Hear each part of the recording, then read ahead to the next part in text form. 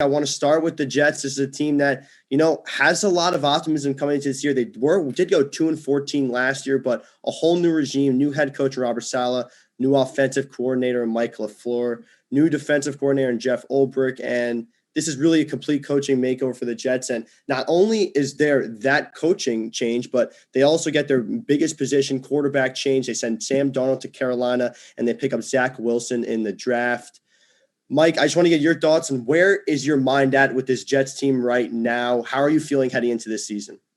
This is probably the most optimistic and hopeful I've been for a Jets team since the Rex years. This team, obviously 2015, they nearly made the playoffs. And then the next year, 2016, they come back with pretty much the same roster, heavy veteran team. You thought maybe they could be a playoff team. It didn't, obviously. So the last time the Jets have made the playoffs, of course, was the year they lost to the AFC Championship game, the 2010 season, to the Steelers. So it's been a decade plus of misery, essentially, as a Jet fan. One of the worst time frames in Jets history. And we're coming off one of the worst seasons in Jets history, the Adam Gase 2-14 season, like you mentioned, just lowest of lows. Aside from the Rich Coat tight year in the 90s, which of course I wasn't alive for, that was by far the worst Jets season in my memory. So keeping all of that in mind, I have not been more hopeful for a Jets team in a long time. And it starts with, Joe Douglas, who came in here in 2019 to be, or was it 2020, excuse me. Well, it was so weird because his first draft was 2020, but he came in 2019 after McCagnon had already done the 2019 draft. So bottom line, Douglas has been a couple years. It was a weird arrival for him with Gase kind of getting hired by McCagnon and then forcing McCagnon out. But it started with Joe Douglas. I've liked the guys that he's drafted. I think he's made some savvy moves. I think getting rid of Jamal Adams turned out to be the right decision. Getting those 2 first-round picks, seeing what he ended up getting paid in Seattle, I think that was, overpaid contract. Also looking at his performance, the guy can't catch a cold. So, he's not exactly a top, as they call him, blitz boy. I think that's a little rude, but we're not going to get into that. Bottom line, started with Douglas. I've been happy with him. I think Saleh was a great hire. I like the fact they're bringing in LaFleur's offense. Obviously, Mike is Matt's brother, the Shanahan system. And you mentioned Zach Wilson. That's what gives me the most hope.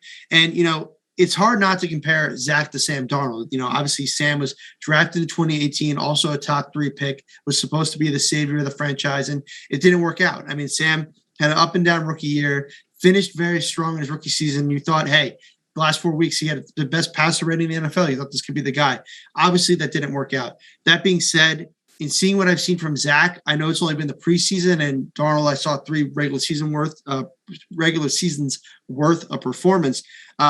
To me, it just seems like Wilson is – I just get a better feeling with Wilson. Number one, he just looks more comfortable on the field. He's a gamer. You can tell that Sam was a quieter guy, a shyer guy, which is fine, don't get me wrong. But you want that fiery leader guy to be your quarterback. It seems like Zach's that type of guy. It seems all the players are raving about him in the locker room. The coaches are raving about him. He acts like a veteran. And on top of that, I just love the way that he's played. You watch him throw the football, like there's a beautiful ball. Compare that to Darnold, who wasn't always the best thrower of the football. He's fun to watch. He's athletic. He can move around. He can make those crazy throws off the back foot.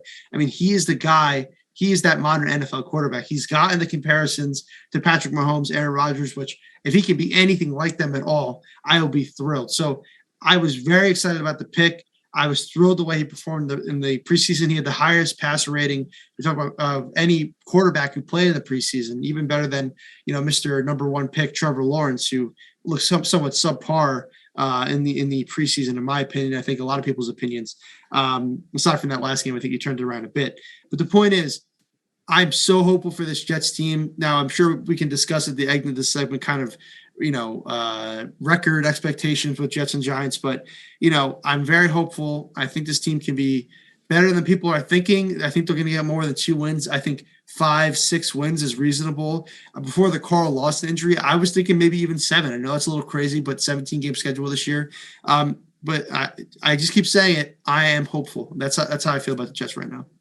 Yeah, I think there's a lot of reason to be hopeful. And I think the biggest thing that is really nice about this Jets team, it's not about this year, which we're going to get to the Giants, and you can really make the case that this is the final year to really, until you make some big time changes in that organization, especially at the quarterback. But for the Jets, that's not the case. Joe Douglas mentioned the goals for the year, and playoff Super Bowl, they weren't one of them. It's a first year head coach, rookie quarterback. and that's going to be a process, and it's going to take some time. And, you talked a little bit about Zach Wilson. And, you go to the head coach, Robert Saleh. He's had a lot of great things to say about Wilson. He's talked about his preparation in preseason, studying game tape, getting to practice. And he said he's light years ahead of normal rookies. I mean, that's the type of quote you want to hear your head coach say about your starting quarterback. So, I mean, he's taken every first team rep in the spring and barring injury, but he will be the week 1 starter right away. And that's things you really like to see.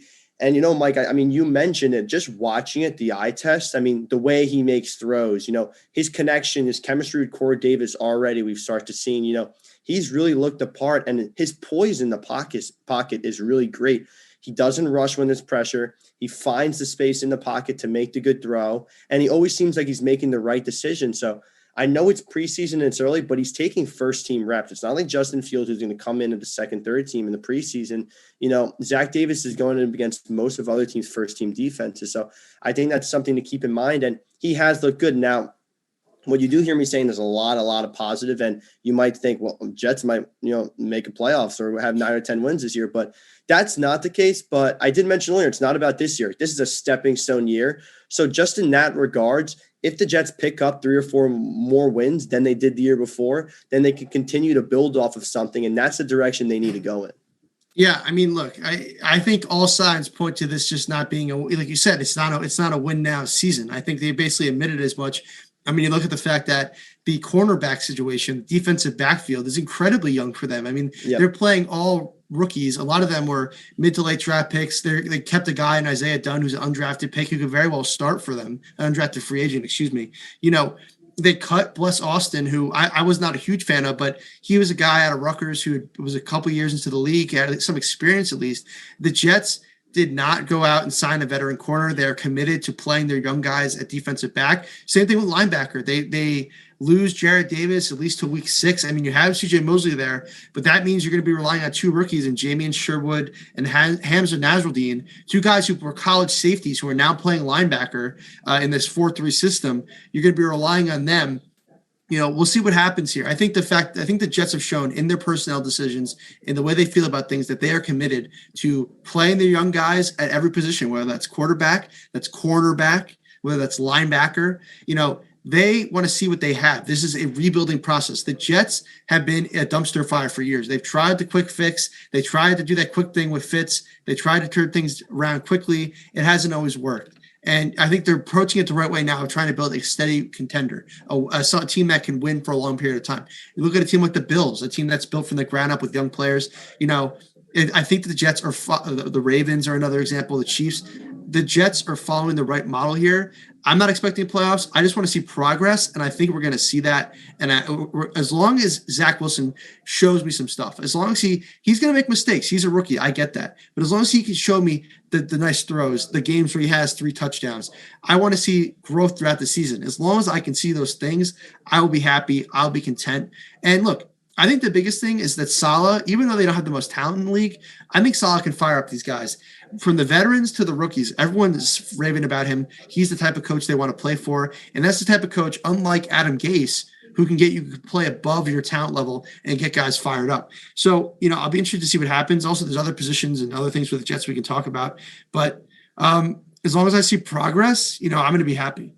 Yeah, and you talk about progress. I mean, just the future of the Jets after this year, they're really young with a ton of cap space, and they've got 10 picks in the next year's draft, including 2 1s and a 2 2s. So that on face value too is just going to set this team up for a lot of chance, to build on what they have. And, you talk about their defense, that is a bit of a concern, especially the cornerback situation. That's going to be tough.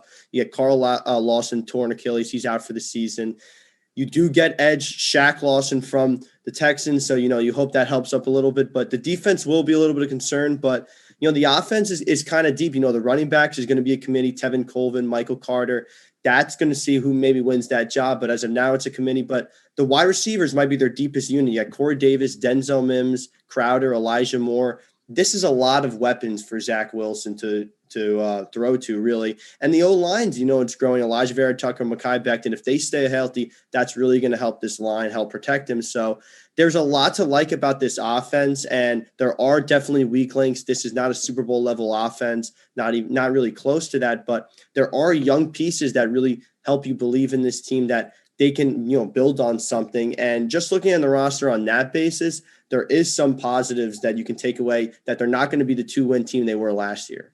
Yeah, I mean, to me, the biggest thing is quality. I finally, as a Jet fan, I can look at the roster and be like, there's at least quality NFL players on this team. I think also talking again, all these comparisons to the 3 years of Darnold, the Jets have learned from their mistakes with Sam. The number one thing is, you mentioned the offensive line. They've completely revamped this offensive line by drafting for 2 young studs. I mean, we didn't see Elijah Vera Tucker play in the preseason, but from what we hear, he's going to be a pretty solid guy. You already have Mekhi Becton, your franchise left tackle. At least that's how he played his rookie season. You get Elijah Vera Tucker to play left guard. At center, they have Connor McGovern, who's pretty decent. Right guard, I'm interested to see what they do. I think they're going to go with Greg Van Roten, but then they have right tackle Morgan Moses, who they signed from Washington, who's a solid tackle, a good piece to have on that offensive line. He appeared to win that right tackle competition with George Fant. I personally would maybe then Fant over to right guard, because I think, again, I know guard and tackle aren't the same position, but, I think that would help. Bottom line, the offensive line has greatly improved. And you mentioned the wide receivers. As a Jet fan, I can't help but remember recent years when, Jets quarterbacks are throwing to guys like Chris Hogan, who was over the hill, or throwing like to guys like David Nelson, or bust draft picks like Ardarius Stewart, Chad Hansen. Like, for years, I know they had the couple years there with Eric Decker and Brandon Marshall, and that was very nice. But from basically 2016, I guess we'll leave that alone. 2017, 2018, 2019, 2020, the Jets had one of the worst receiving cores in the NFL. So now you look at this roster and you have some decent depth. Now, there's not an Odell on this team. There's not a Stephon Diggs. There's not a Devontae Adams. But there's at least guys that you can look at and say, I trust this guy to catch the ball, run the right routes, move the sticks when needed. And, you mentioned Corey Davis. I mean, he played with a team in Tennessee, very run first. You got quarterbacks like Mariota and Tannehill, who Tannehill's fine, but throwing to him, it's not going to put together flashy numbers. Him and Zach already have the connection, like you mentioned. Some people are saying he's already acting like a number one, which is great, which is what you want to hear. That's why I love the signing in the offseason, because to me, there's still a lot of potential with Corey Davis, and I think the Jets can maybe untap that in this new system. And, Corey Davis, you mentioned Denzel Mims, a second round pick from last year. He was hurt a little bit the preseason, was also had a stomach infection, didn't play a lot, but we can see what he can do in the second year, sophomore season. Jameson Crowder still around, very solid slot receiver. Also, Keelan Cole is a good depth piece there. Braxton Berrios, who can also punt return for you, is great. But the biggest one for me, when it comes to offensive pieces, I think the running back room is going to be solid as well. Tevin Coleman, you mentioned, Michael Carter, you mentioned, also Ty Johnson, I think, who had a good year last year. I think he honestly might be the best running back on the Jets. We'll see what happens there in terms of who ends up getting the most carries in that committee. But Elijah Moore, I think, is, aside from Zach Wilson, is the most exciting piece to watch on this offensive side of the ball for the Jets. I mean, the comparisons, you have guys like Odell and AJ Brown coming out and saying, that Elijah Moore is going to be a stud. These are two of the best receivers in the game, already hyping him up. Then you got, people coming out saying that he was the steal of the draft. He should have been a first round pick. Other people were saying that he's this year's Justin Jefferson. I mean, even if a fraction of that stuff ends up coming true, I mean, that's a huge win for the Jets, a team that's lacked a true stud, receiver since, since Brandon Marshall and Eric Decker. But in terms of a draft pick receiver, I mean, probably got to go all the way back to like Keyshawn Johnson or Wayne Corbett, who was undrafted free agent signing. I mean, in terms of in-house guys, it's been a minute for the Jets. So I'm thrilled. I'm so curious to see what Elijah Moore, who did not play in the preseason because of injury, but what he's going to do with Zach Wilson this season. Yeah, there's a lot to like with these young Jets talent. I mean, he really is the talk of the camp. So when you have a guy like that, it's going to be really exciting to see what he is like in the regular season. Before we shift to the Giants, I do want to know one thing. Week 1, Carolina Jets play the Panthers. So that's a big game. You're going to see Sam Darnold in the Panthers uniform, and you want to make Douglas look like he made the right decision. So getting that first win is going to be huge for this Jets team.